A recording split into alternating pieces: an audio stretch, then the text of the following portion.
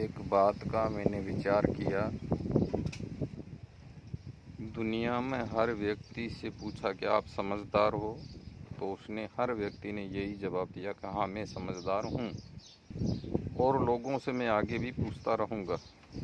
जब सब दुनिया में लोग समझदार है तो फिर ये झगड़ा कौन कर रहा है, लड़ाई कौन कर रहा है, चोरी कौन कर रहा है, डकैती कौन कर रहा है, लूट मार कौन कर रहा है। कहीं पे गुंडागर्दी हो रही है, कहीं गाड़ियां लूटी जा रही है, कहीं इज्जत लूटी जा रही है। क्या कुछ नहीं हो रहा है। ये सोचता हूँ कि ये लक्षण समझदारी लोगों का नहीं है, ये गुण समझदार लोगों में नहीं हो सकते। आज तक जितना भी आविष्कार हुआ है मानव ने किया है सिर्फ अपने स्वार्थ के लिए, अपने लिए। हर आविष्कार के पीछे, हर व्यक्ति का अपने पीछे का स्वार्थ है। अगर पूरे विश्व में सब लोग समझदार है तो इतिहास उठाकर देखे तो एक दो नहीं, हजारों और लाखों की संख्या में लोग युद्ध में मारे जाते थे। और मारा कौन जाता था? चाहे इधर हो चाहे उधर हो, मारा तो आखिर मानव जाता था। मानव की ही बुद्धि विकसित हुई, और मानव की बुद्धि विकसित होते ही मानव का ही नाश किया। तब इसमें समझदारी है या मूर्खता? ये एक सवाल सोचने वाला है। आज विज्ञान ने तरक्की कर ली है, बहुत कुछ बना लिया है, न्यूक्लियर और परमाणु, पर उससे होगा क्या? फायदा किसी का नहीं होगा। जहाँ भी गिरेगा उस ज़मीन में घास भी नहीं उगेगी। इसमें फ़ायदा नहीं है, पूरे का पूरा नुकसान और बर्बादी है। ऐसे ऐसे वायरस बना दिए कि लोगों को कुछ मिनटों में ख़त्म किया जा सकता है। पर ऐसा क्यों नहीं बना रहे हैं कि एक ऐसी दवाई के ऐसा कोई बम बनाए कि फूटने से चारों तरफ हरियाली हो जाएगी, फूटने से सबको खुशबू आ जाएगी, फूटने से सबकी बीमारियां हैं जो बस हवा में वो उसकी गैस फैलेगी और हवा में सब मानव लेंगे और आधी से ज़्यादा हर मानव की बीमारी अपने आप ठीक हो जाएगी। ऐसा क्यों नहीं करते? ऐसा नहीं होगा, क्योंकि अच्छा करने में दिमाग, मेहनत, ताकत लगती है, और बुरा करने में कुछ भी नहीं लगता। आविष्कार क्या हुआ? मैं इस चीज़ों को आविष्कार नहीं मानता। अभी जो कृत्रिम बारिश हो रही है, कुछ लोग सोच रहे कि अच्छी बात है। अरे इसमें अच्छी बात नहीं है, ये पूरी आपकी ज़मीनों को बंजर बनाने के लिए एक टेक्निक है। और इस बारिश के अंदर ऐसे जहरीले पदार्थ है जो ज़मीन पे गिरते ही ज़मीन को पूरी तरह से तहस नहस कर देंगे। वहाँ पे फसल तो क्या, घास भी नहीं उगेगी। यही मानव की तरक्की है, यही मानव की बुद्धि का विकास है। इसे आप विकास समझते हो? विकास नहीं, ये एक विशाल बर्बादी है।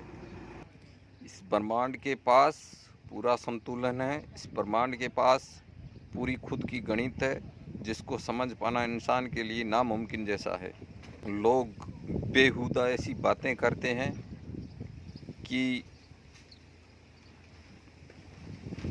पृथ्वी पर कुछ ऐसे पशु है जो बोल नहीं पाते हैं, उनकी बलियां चढ़ाई जाती है। बोलते हैं कि अगर इसकी बलि नहीं चढ़ाई तो ये बढ़ जाएंगे। कैसे बढ़ेंगे?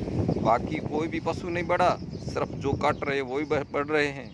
वो बढ़ नहीं रहे हैं, खुद खाने वाले, काटने वाले उसको बढ़ा रहे हैं, और इल्ज़ाम फिर वापस उस पशु पर है कि बढ़ रहे हैं। ये कोई लॉजिक हुआ? देखा जाए तो विज्ञान कहता है कि बंदर से इंसान हुआ, तो देखा जाए अगर बंदर से इंसान हुआ तो बंदर की तादाद ज़्यादा होनी चाहिए, क्योंकि वो पहले हुआ, उसकी उत्पत्ति पहले हुई। तो उसकी उत्पत्ति जब पहले हुई तो उसकी तो संख्या ज़्यादा होनी चाहिए। मानव की संख्या ज़्यादा कैसे हो गई? उसकी तो संख्या ज़्यादा हुई नहीं, वो तो वहीं के वहीं है। मानव कैसे आगे बढ़ गया? पर प्रत्येक प्राणी का प्रकृति के पास संतुलन करने का हिसाब है। आज से करोड़ों साल पहले डायनासोर थे, आज इसको दिखने को मिलते हैं नहीं, है ना। पहले राजस्थान में ऊँट ज़्यादा हुआ करते थे, अब धीरे धीरे धीरे उसकी प्रजाति बहुत कम हो गई है।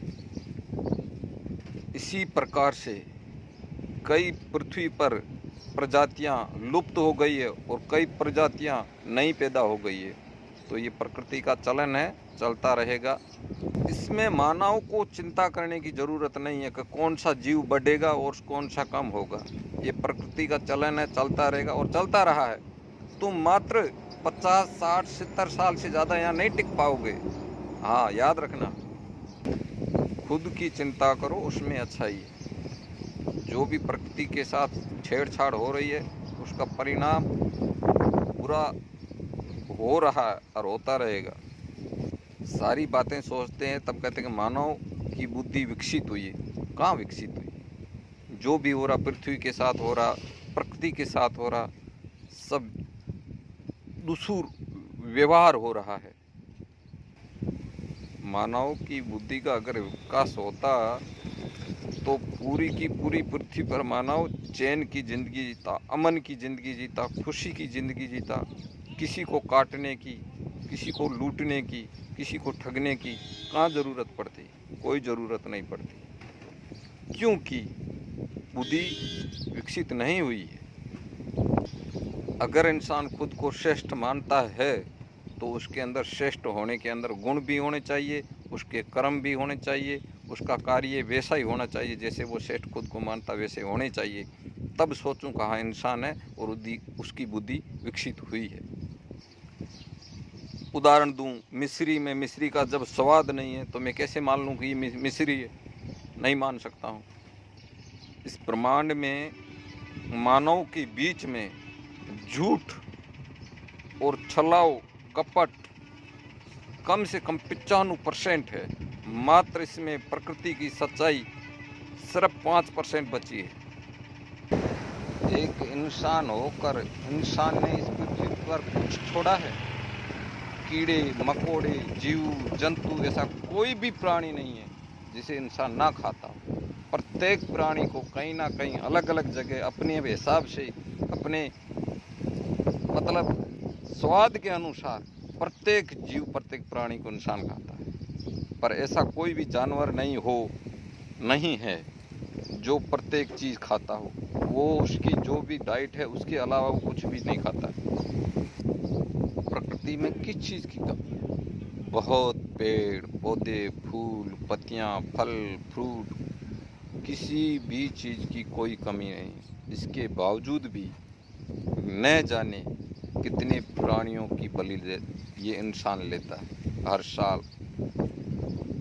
मूर्खता तो देखो कि मीट खाने से ताकत आती है। हाथी तो मीट नहीं खाता, पर उससे जाके तुम मीट खा रहे हो, वो फूल घास पेड़ पत्ते खा रहा, उससे जाके लड़ो, देखते हैं कि ताकत ज़्यादा किसमें है।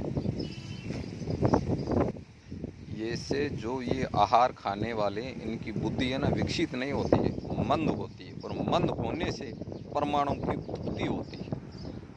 ये ध्यान रखना। जीवन देने वाला जीवन देने की सोचेगा, जीवन लेने वाला जीवन लेने की सोचेगा। क्यों? कि उसकी बुद्धि में वही है, उसके दिमाग में वही है। याद रखना, अच्छा करने में वक्त, टाइम, ताकत सब कुछ लगता, पसीना बहाता है, पर बुरा करने में ना वक्त लगता, ना टाइम लगती, ना दिमाग लगता, ना मेहनत लगती, कुछ भी नहीं लगता। इसलिए जो भी संसार में हो रहा है, बुरे करने में मानव सबसे आगे मानव। आज तक जंगलों में कभी जानवरों का युद्ध होते देखा? उनका लड़ाई होती देखी?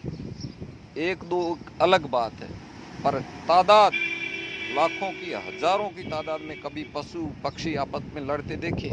पर ये मूर्ख इंसान कई बार इस पृथ्वी पर लाखों और करोड़ों में युद्ध हुए और उसमें विनाश हुआ इंसान का, और आज भी लड़ रहा है। और लगता है कि ये आखिरी सांस तक लड़ेगा, जब तक पूरे पृथ्वी पर रोबोट आएंगे, फिर इस मानव का सत्यानाश होगा, नामो निशान मिटेगा, तब जाके ये चीज़ें ख़त्म होगी, और ये निश्चित होगा, याद रखना। ठीक है दोस्तों, आज का मैं अपना भाषण यहीं पे समाप्त करता हूँ।